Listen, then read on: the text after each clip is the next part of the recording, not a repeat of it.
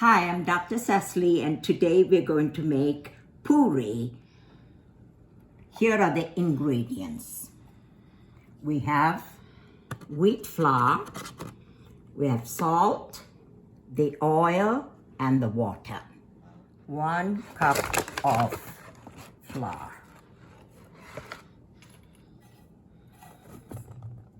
Okay. Just a little bit of salt, yes, a little bit of vegetable oil. Now watch how I'm pouring this, just a tad bit. And next is the most important part of this. I mix the flour with the oil, and I'm using this movement just to get the oil into the flour, okay? I've incorporated the oil into the flour. So it has to be in this kind of a consistency. All right, the next thing is, again, pouring the water, and I do it very slowly, a little bit at a time.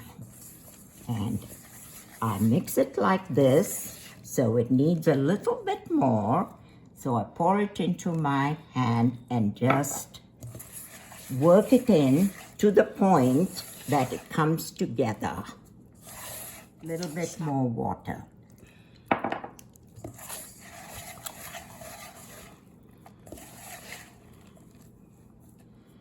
It's getting there.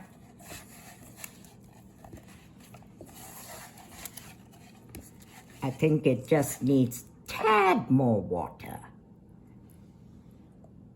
You don't want it to be loose, too loose or wet.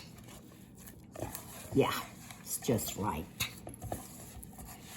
Kneading it using all the dry powder, and I'm kneading it just a little bit more using both my hands. The dough is the right consistency. I'm going to rest it and have it covered for 1 hour. Making it into a roll so it's easier to pinch off and make it into a golf ball size.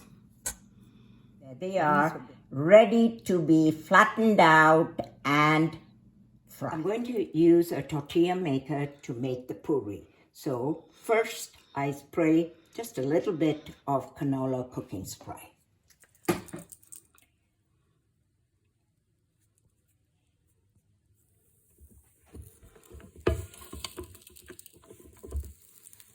There you go. This is how I test to see if the oil is ready, because it's very important that we get it at the right temperature.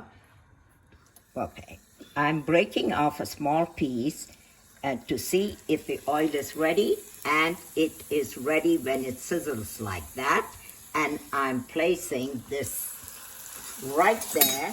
And the other thing that you need to do, if it doesn't do it on its own, is this puffing out. And I'm lifting and turning it over.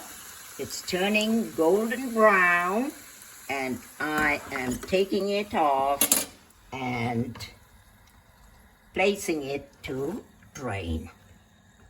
It is done when it gets to this color, a slight golden brown.